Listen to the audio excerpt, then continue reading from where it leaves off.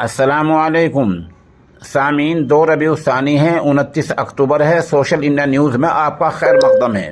आज की खबरों की शुरुआत हाल ही में ईवार्ड याफ्ता कारी ज़ैद कासमी हुसैनपुरी की तिलावत कलाम पाक से की जा रही है। ये तिलावत कस्बा लोनी में नमाज इशा में की गई है। इसके लिए हम जनाब मुफ्ती नदीम साहब मुजफ्फरनगरी के निहायत ही शुक्रगुजार हैं।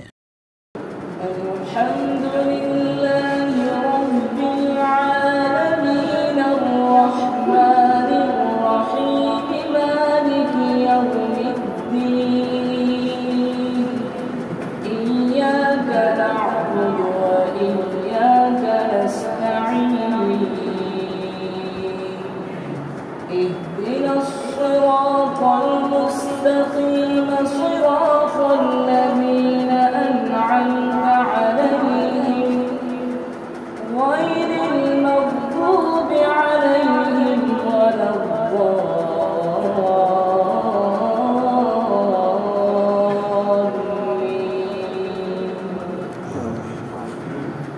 إن الذين سبقت لهم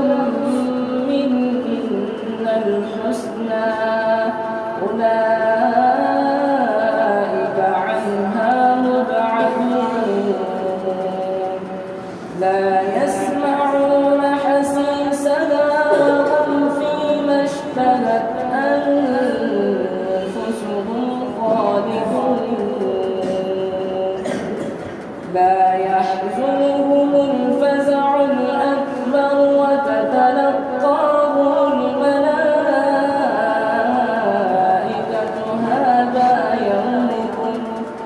هذا يومكم الذي كنتم توعدون يوم نطوي السماء كطي السجل للكتب كما بدأنا أول خلق نعيده وعدا علينا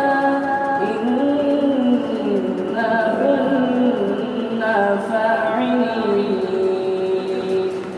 ولقد كتبنا في الزبور من بعد الذكر أن الأرض يرثها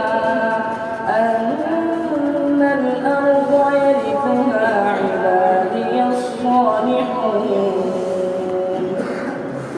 إن في هذا لبلاغا لقوم عابدين وما أرسلناك إلا رحمة للعالمين. الله أكبر. الحمد لله رب العالمين الرحمن الرحيم مالك يوم الدين إياك نعبد وإياك نستعين اهدنا الصراط المستقيم صراط الذين أنعمت عليهم غير المغضوب عليهم ولا الضالين.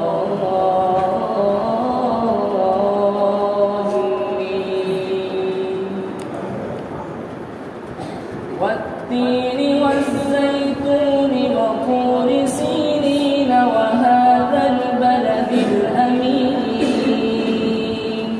لقد خلقنا الإنسان في أحسن تقويم ثم رددناه أسفل سافلين إلا الذين آمنوا وعملوا الصالحات فلهم أجر غير ممنون. فما يكذبك بعد بالدين أليس الله بأحكم الحاكمين. الله